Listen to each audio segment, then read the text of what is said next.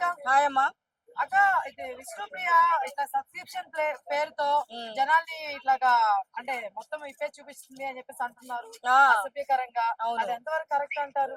99 మాల్లో చూసింటారు మీరు. 199, 299, 399 అంటే 999 వరకు ఉంటది. అలాగే 399 అని ఒక ప్యాకేజ్ పెట్టింది పాపము. ఇన్స్టాగ్రామ్ లో పెట్టి ఏదేదో చూపిస్తుందని చెప్పేసి జనాలు అనుకుంటున్నారు. ఆ 399 అని కట్టారు ఒక ప్యాకేజ్. కేసు అయింది ఇప్పుడు. కేసు అయింది. కానీ ఇంత దిగజారిపోతున్నారు. ఇలాంటి పనులు చేస్తే పిల్లలు చదువుకునే పిల్లల దగ్గర నుంచి చెడిపోతున్నారంటే ఇలాంటి వాళ్ళు ఉండబట్టే ఇలా చెడిపోతున్నారమ్మా. కారణాలు ఇప్పుడు అంటే 399 ప్యాకేజ్ చేస్తే ఏమైనా చేసి చూపిస్తుందా ఆమె? ఆ? ఆడది కాదా ఆమె? ఆడవాళ్ళకి దగ్గర ఉంటారు, కానీ ఈమె అట్లా కాదు. ఆ మొత్తము ఇప్పుడు ఇష్టం అంటే ప్రతి ఒక్కరికి ఉంటది. ఫోన్ ఉన్న వాళ్ళ దగ్గర అందరికి ఇష్టం ఉంటది. ఆ చేసిన వాళ్ళు కూడా చాలా మంది ఉన్నారు ఈమె కాక. కానీ ఈమెకి ఏం పోయే కాలం వచ్చిందో నాకు తెలియట్లా. యాంకర్ చేసుకొని డబ్బులు సరిపోక ఇలా బరి తెగించి, ఇలాంటి ఆడవాళ్ళు ప్రతి ఒక్కరు ఇలా బరి తెగించి ఇట్లా చేస్తే ఇంకా దేశం ఎక్కడికి పోతుందో నాకు అర్థం కావట్లేదు. మొన్న జనవరి నుంచి ఎట్లా స్టార్ట్ అయిన ఆడపిల్లల మీద అఘాయిత్యాలు గాని, చంపడం గాని, మళ్ళీ ఈమె రెచ్చగొట్టేలాగా ఈ ప్యాకేజ్ పెట్టిందమ్మా. ఈ ప్యాకేజ్ పెడితే ఇంకా ఆడవాళ్ళని ఇంకా రెచ్చిపోయేసి ఇంకా ఏమేం చేస్తారో జనాలు అర్థం కావట్లేదు. ఇది అవసరమా చెప్పు?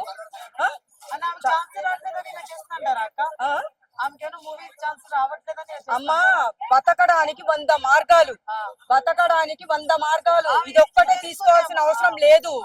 ఏదైనా ఉంది, నువ్వు కష్టపడి ఏదైనా జాబ్ చూసుకోవచ్చు, ఏదైనా పెట్టుకోవచ్చు, షాప్ పెట్టుకోవచ్చు. 100 మార్గాలు ఉన్నాయి. ఆ 100 మార్గాల్లో డబ్బులు మనం కష్టపడి సంపాదిస్తే ఫలితం దక్కుతుంది. ఇలా నీచంగా బతకమని చెప్పట్లేదు. ఛాన్సులు రాకుంటే ఇలా బరి తెగించి ఇలా ప్యాకేజీలు పెట్టి నువ్వు ఇన్స్టాగ్రామ్ లో అన్ని ఇప్పి చూపిస్తున్నావు అంటే నువ్వేం మంచివో నాకు అర్థం కావట్లేదు. ఆమె ముఖం చూస్తేనే పెద్ద ఇదే అనిపిస్తుంది ఆమె నాకు నిజంగా చూస్తే. అది చాలా ఎక్కువైపోయినాయి ఈ మధ్యన. అన్నిటికీ బరి తెగిస్తున్నారు. అన్నిటికీ ఇప్పుడు ఏంటంటే కరోనా వచ్చినప్పటి నుంచి జనాలు దెబ్బతిన్నారు చూసారా. ఇంకా ఏదైనా సరే దేంట్లో పడితే దొంగతనాలు గాని, డ్రగ్స్ విషయంలో గాని, దేంట్లో పడితే అదంటూ డబ్బులు స్కామ్ లో గాని ప్రతి ఒక్కరు దిగజారి చేస్తున్నారు పనులు.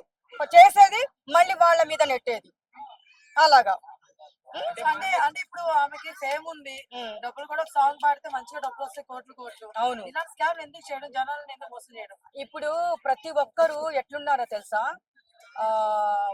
మీకు తెలిసే ఉంటది ఎలా అడ్డదారులు తొక్కి సంపాదిస్తున్నారు డబ్బులు. వాళ్ళు సచ్చేదాకా డబ్బులు కోట్లు వెనకేసుకుంటారు. మళ్ళీ వాళ్ళ పిల్లలు సచ్చేదాకా వాళ్ళు ముందే వెనకేసి పెడతారు. అలా సంపాదించి ఎక్కడో దాచిపెట్టి కొంతమంది ఏం చేస్తారంటే పాపం బ్యాంకుల్లో పెడితే ఐటీ వాళ్ళు రైడ్ చేస్తారని చెప్పేసి ఇల్లు కట్టించుకునే ప్లాన్ లో గోడల్లోనే మీకు బీరువాలో రెడీ చేసుకొని గోడల్లోనే డబ్బులు దాచిపెట్టుకుంటున్నారు. తెలుసా మీకు ఈ విషయం? తెలుసా? అది ఎవ్వరు గుర్తుపట్టలేరు. అలాంటిది ఇది పట్టుకుంటారు. ఇప్పుడు పోతుంది కదా.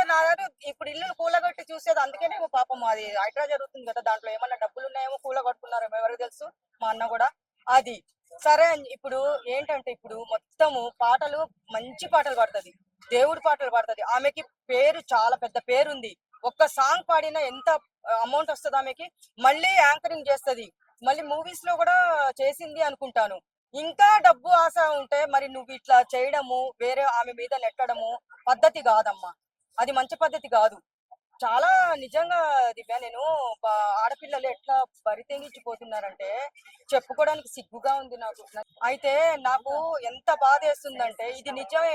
మళ్ళీ ముసలి కన్నీళ్లు కారుస్తుందమ్మా. ముసలి కన్నీళ్లు కారుస్తుంది నేను ఏ తప్పు చేయలేదని. ఇప్పుడు లాయర్ అక్కడ చేశానని చెప్తున్నాడు కదా.